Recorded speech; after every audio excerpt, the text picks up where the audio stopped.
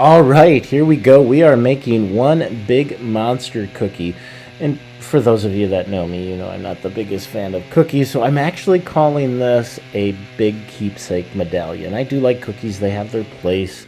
Not familiar what a cookie is, I'm sure you might be, but cookie is just a slice off a log, not in a slabbing, just a hunk of the trunk, hunk of the log, something like that. Can be thin, can be thick.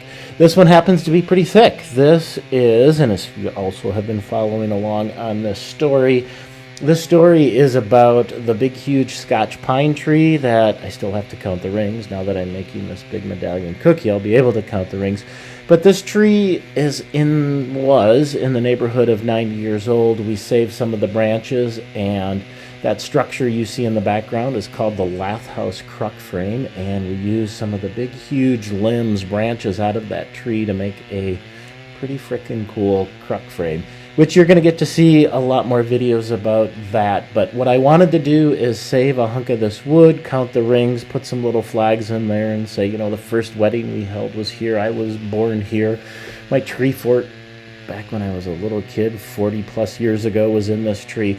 So a lot of meaning. So I do want to get this really big, cool hunk of wood off the bottom here. This cookie, this medallion, running a steel 661 with a 60-inch Granberg mill with a couple C2 extra packages. There's a video, I'll put a link right up there, all about setting this mill up, so we can get into that in a bit.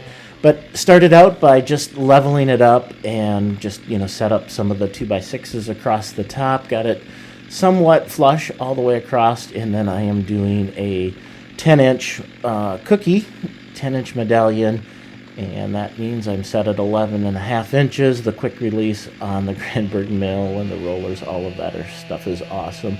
But anyways, you'll want to follow along as I post more videos about the crook frame, about sharing just that whole story and the development of the garden, and at some point what I do with this big huge cookie. But for now, let's just enjoy a little bit of chainsaw milling and seeing how this cookie turns out. There you go, Glenn Workshop at the Gardens, and as always, I really do appreciate you checking in, following along, and doing all that stuff you do here on the channel and everywhere else. There you go. Cheers.